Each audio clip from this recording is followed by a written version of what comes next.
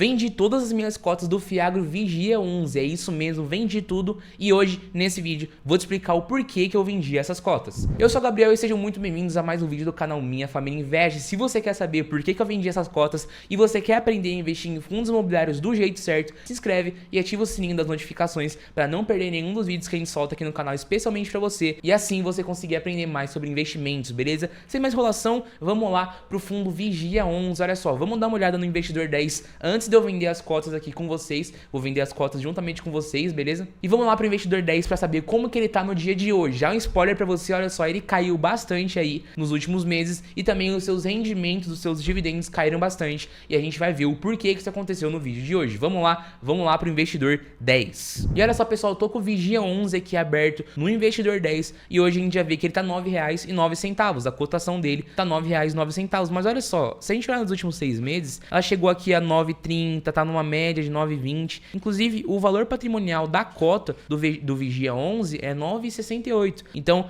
com isso a gente vê que o P sobre VP, que é o preço dividido pelo valor patrimonial, tá 0,94. Então, nessa cotação do dia de hoje, o Vigia 11 tá com 6% de desconto. E assim mesmo assim, ele pagou mais de 17,60% nos últimos 12 meses, o que é um rendimento muito alto. A gente sempre tem que lembrar que no mundo dos investimentos, quanto maior é o retorno, maior é o risco, e por isso, esse foi um dos motivos que eu vendi as minhas cotas, tá bom? Mas, mesmo assim, ele é um fundo muito grande, mais de 3 milhões e 400 mil reais negociados diariamente, e também valorizou aqui 7% nos últimos 12 meses, beleza? Como eu falei, ele é um fundo que pagou bastante, o Vigia 11 é um Fiagro que pagou muitos rendimentos, olha só, chegou a pagar 17 centavos, caiu aí desde outubro do ano passado, nos últimos 12 meses caiu bastante o rendimento dele, chegou aqui agora a 10 centavos, mas estava distribuindo uma média de 14 a 13 centavos aqui no comecinho, no meio do ano, beleza? Mas por que eu vendi minhas cotas? Olha só, há um tempo atrás, vou colocar aqui a tela inteira, há um tempo atrás eu fiz um vídeo aqui mostrando pra vocês o calote que o Vigia 11 recebeu, beleza? A gente vai ver mais um pouco sobre o Vigia antes, mas também teve esse calote que uma das empresas que o Vigia 11 tinha aí os seus certificados, deu um calote nela. Pra vocês que não sabem, os fundos de papel e os Fiagros também, eles trabalham aí com os CRIs e os CRAs, tá bom? São certificados de recebíveis e basicamente esses fundos imobiliários, esses Fiagros, eles fazem dívidas, eles trabalham com dívidas e como os Fiagros, como o Vigia 11, trabalham aí mais ou menos com agro, então eles fazem dívidas aí no mercado do agro e assim eles recebem um rendimento maior com aí as taxas Selic, por exemplo, ou a taxa IPCA, varia muito de fundo para fundo, beleza? Mas o Vigia 11, a gente tá aqui, eu vou abrir aqui o site Status Invest pra gente poder ver um pouco da composição do fundo, tá bom? Olha só, aqui no Status Invest a gente pode ver vários comunicados que o Vigia 11 tem, então a gente tem desde os informes mensais aí de rendimento, tem aviso aos cotistas, tem relatório gerencial e olha só, no mês que eu postei o vídeo, foi lá em agosto mais ou menos, o último relatório gerencial que tinha saído era esse aqui, no dia 24 de agosto, tá bom? Então eu vou abrir pra vocês darem uma olhada. Aqui a gente pode ver o relatório do Vigia 11, todos os fundos, todas as ações, todos os fundos imobiliários têm aí um relatório que eles são obrigados a passar aí pros cotistas, beleza? Pros acionistas também. E aqui o Vigia 11, se a gente descer aqui embaixo, a gente pode ver um pouco mais sobre a composição do fundo. E olha só, pessoal, antes da gente ver a composição, é muito importante a gente sempre analisar do jeito mais profundo possível os nossos investimentos. Porque na época que eu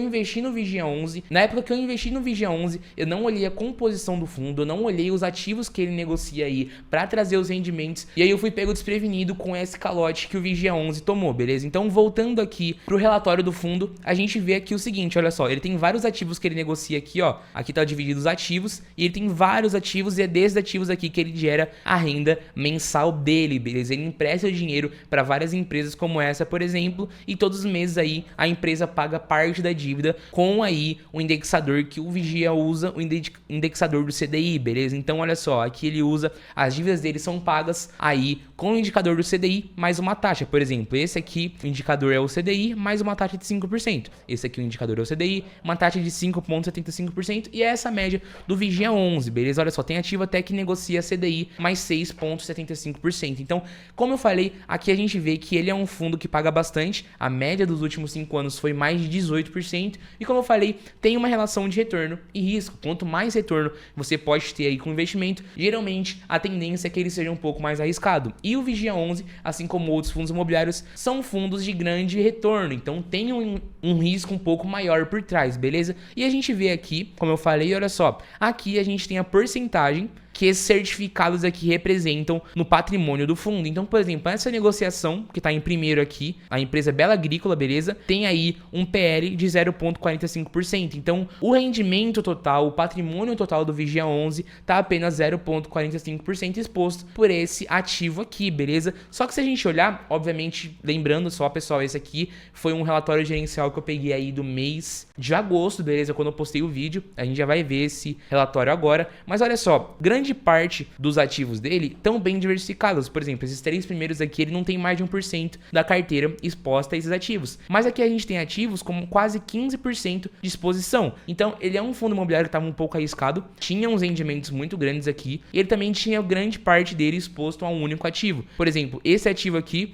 é o certificado de recebíveis do mercado agrícola Cotribá 1S, beleza? Tava quase 15% exposto a esse ativo. E o que fez ele dar essa despencada, caiu quase 50 centavos, o dividendo caiu bastante, foi esse ativo aqui, olha só. Essa empresa chamada Langiru. Essa empresa teve uns problemas com ela não conseguiu pagar aí a dívida dela com o Vigia 11 e aí foram tomadas medidas cabíveis. Mas olha só, aqui a gente tem todos os ativos, como eu falei, e a gente tem 3 ativos que estão expostos dessa empresa. Olha só, esse certificado aqui da Langiru, que está exposto 6%. Tem outro aqui embaixo, que também é da mesma empresa, a Langiru, que está mais 3% exposto. Então aí já deu 9% de exposição do fundo inteiro a essa empresa. E a gente também tem mais um aqui embaixo, olha só, Langiru 3, que dá mais 2,80%. Então dá quase mais ou menos 12% de exposição a um único ativo, a uma única empresa. E também tem outro aqui que está quase 15% exposto a essa empresa aqui, Cotribá. Fora, então só nesses 3 investimentos que o Vigia 11 fazia aqui para a empresa Langiru,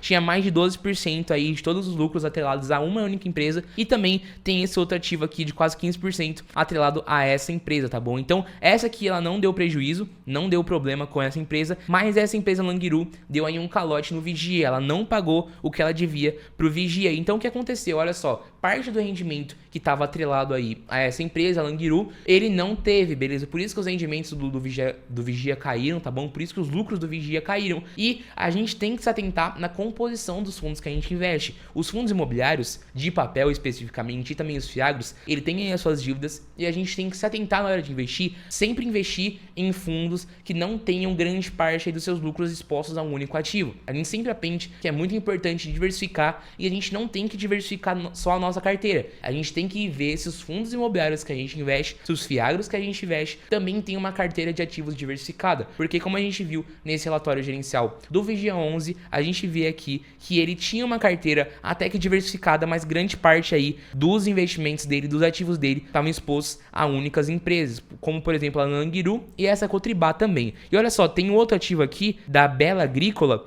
que está exposto mais de 22% nesse único ativo. Então, grande parte aí do lucro do Vigia 11, quase 50% no total, estava exposto em apenas 3 empresas. Então, se qualquer uma dessas 3 empresas desse algum prejuízo, não pagasse o que devia, e grande parte aí dos lucros do Vigia ia acabar saindo sem pagar, beleza? Então, foi isso que aconteceu. A empresa Langiru, como eu mostrei, que tinha quase 12% de disposição, deu aí um calote no Vigia e grande parte dos rendimentos ele acabou não recebendo, beleza? Aí, sempre esses fundos imobiliários têm aí os contratos, mas mesmo assim, grande parte do lucro aí do Vigia 11 acabou se perdendo. E eu vendi essas cotas, eu vendi as minhas cotas do Vigia 11 por conta dessa exposição. O Vigia 11 não estava tão diversificado assim, ele estava com grande exposição em poucas empresas, ele tinha muitos ativos, mas a maioria deles não representava grande parte, e a outra maioria deles representava uma parcela muito grande de tudo que o Vigia 11 tinha, então ele não estava diversificado. E a gente vê que isso não foi uma coisa muito boa para o fundo, porque como a gente viu, os lucros dele